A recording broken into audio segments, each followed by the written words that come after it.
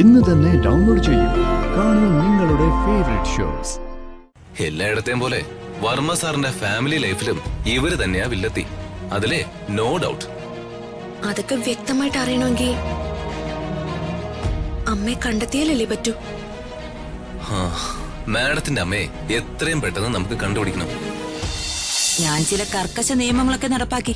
ജാഗ്രതയോടെ വളർത്താൻ പെൺകുട്ടികൾ എന്താ ടെററിസ്റ്റുകളാണോ? ഒരു പെണ്ണായ അമ്മായി തന്നെ ഇങ്ങനെ പറയണം. ആ അതൊക്കെ പോട്ടെ, ഞങ്ങളൊക്കെ കുറച്ച് പഴയ മനുഷ്യരല്ലേ, അത് വിട്ടേക്ക്. അല്ല, നിങ്ങൾ വൈകിട്ട് വരുന്നല്ലേ പറഞ്ഞത്, പിന്നെന്താ നേരത്തെ? എന്താ ഞങ്ങള് നേരത്തെ വന്നത് കുഴപ്പമായോ? ഏയ്, എന്തു കുഴപ്പം? കുറച്ച് നേരത്തെ വന്നത് നന്നായി. ഇല്ലെങ്കിലേ റോഡിലൊക്കെ കാട്ടാനയും കരിമ്പുലിയും ഒക്കെ ഉണ്ടാവും. അവര് മനുഷ്യരെക്കാൾ നല്ലവരാ അമ്മായി.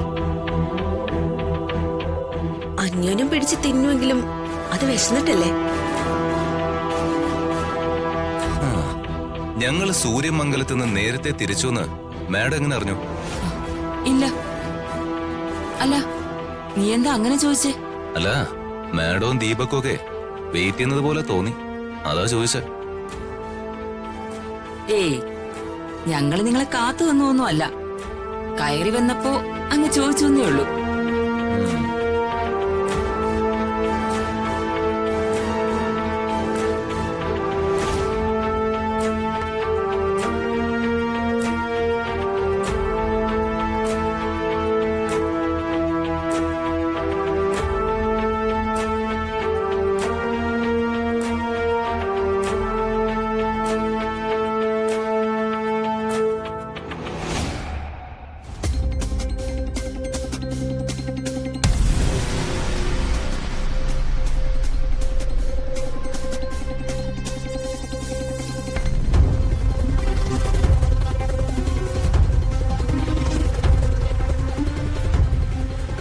എന്താ ഒരുമാതിരി എന്നെ സ്കാൻ ചെയ്യുന്ന പോലെ? ദീപകിന്റെ കഴുത്തിലെന്താ ഒരു ചുവന്ന പാട്? അത് കടുവ അടിച്ചോ? കടുവ കടിച്ചൊന്നുമല്ല, ഒരു ആക്സിഡന്റ് പറ്റിയതാ.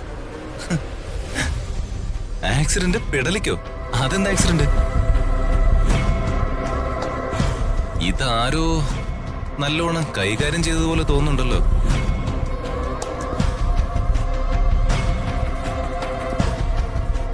ബൈക്ക് മറിഞ്ഞ് ഒരു മരക്കൊമ്പ് വന്ന് പെടലിക്ക് മുട്ടിയതാ. ഈ കാട്ടിലൂടെയൊക്കെ ബൈക്ക് ഓടിക്കുമ്പോഴേ സൂക്ഷിക്കണേ കേട്ടോ. ഇരുട്ടടി പോലെ ആയിരിക്കും മരക്കൊമ്പിന്റെ അടി.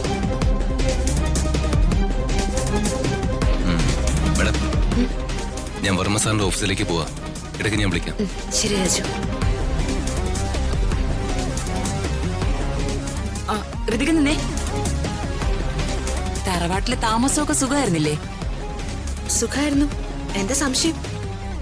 അല്ല, കോലോത്തെ കാര്യങ്ങളും അവിടുത്തെ പഴയ മനുഷ്യരെ പറ്റിയൊക്കെ വല്ലതും അറിഞ്ഞോന്നാ ചോദിച്ചേ. അമ്മായി എന്താ ഉദ്ദേശിക്കുന്നത്?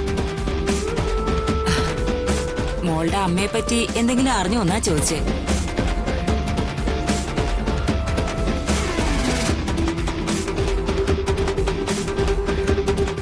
അമ്മയോ? ഏതമ്മ? എനിക്ക് ഓർമ്മ വയ്ക്കുന്നതിന് മുൻപേ എന്നെ വലിച്ചെറിഞ്ഞിട്ട് പോയ സ്ത്രീയെ കുറിച്ച് എന്നോട് പറയണ്ട. എന്റെ അച്ഛൻ വെറുക്കുന്ന സ്ത്രീ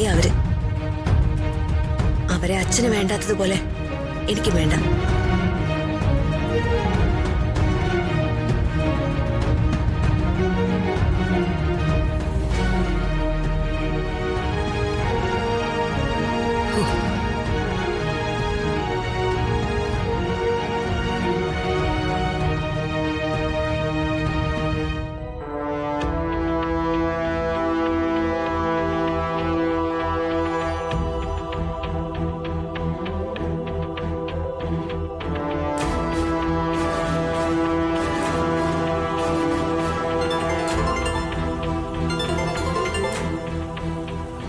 ആ മേഡം.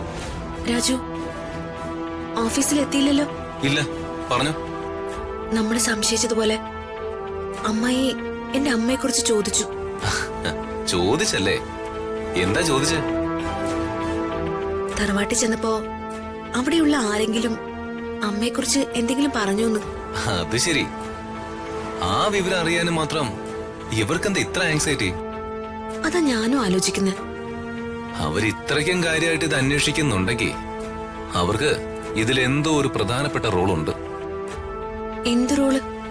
അംബിക മാഡത്തിന്റെ ക്യാരക്ടർ വെച്ച് നോക്കുമ്പോ വർമ്മ സാറിനെയും പത്മാവതി മാഡത്തെയും അകറ്റാൻ ഇവർ ഒത്തിരി പണിയെടുത്ത് കാണും. എല്ലായിടത്തെയും പോലെ വർമ്മ സാറിന്റെ ഫാമിലി ലൈഫിലും ഇവര് തന്നെയാ വില്ലത്തി. അതിലെ നോ ഡൗട്ട്. അതൊക്കെ വ്യക്തമായിട്ട് അറിയണമെങ്കിൽ അമ്മയെ കണ്ടെത്തിയാലല്ലേ പറ്റൂ. മാഡത്തിന്റെ അമ്മയെ എത്രയും പെട്ടെന്ന് നമുക്ക് കണ്ടുപിടിക്കണം. അല്ല, അമ്മമ്മ എന്തെടുക്കുക? കണ്ടില്ല, തിരക്കിലാണെന്ന് തോന്നുന്നു. ആ ശരി, ഓക്കെ മാഡം. ഞാൻ ഓഫീസിൽ നിന്ന് തിരികെ വരുന്ന വഴിക്ക് മാഡത്തിനെയും കൂട്ടി നമുക്ക് ഒരുമിച്ച് പോവാം. ശരി രാജു.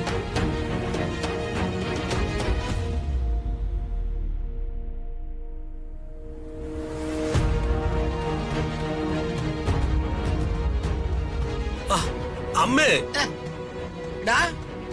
ഇവിടെ മാത്രമല്ല, അങ്ങ് ഡൽഹിയിൽ വരെ പിടിപാടുള്ള ആളാണ് ഈ രാജരാജേശ്വരി വർമ്മ. അത് നീ മനസ്സിലാക്കണം. അമ്മേ നിക്ക്. അമ്മേ, അമ്മയും തൊമ്മയൊക്കെ അങ്ങ് വീട്ടില്. That is my office. ഇവിടെ മര്യാദയ്ക്ക് എന്നോടൊപ്പം നിന്നാ നീ എന്റെ PA, അല്ലെങ്കിൽ ഇവിടത്തെ പിയൂൺ. അണ്ടർസ്റ്റാൻഡ്? അമ്മേ നിക്ക്.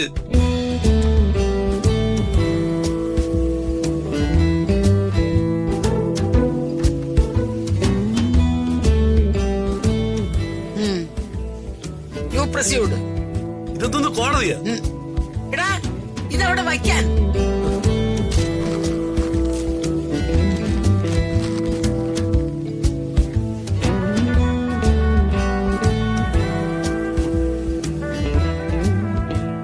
ആദരാഞ്ജലികളും കൂടെ എഴുതി വെക്കാം.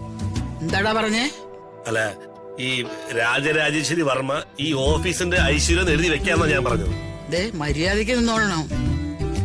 എനിക്കെട്ടെങ്ങാനും പാര വച്ച പണി ഞാൻ സേമിയ പായസത്തിൽ തരും. അവൻ പെറ്റതല്ലേ താരാട്ട് പാടാൻ പഠിപ്പിക്കുന്നു. പ്യൂൺ, പോയി ചായ വടയും മാച്ചോണ്ട് വാടാ. ഉള്ളിവട.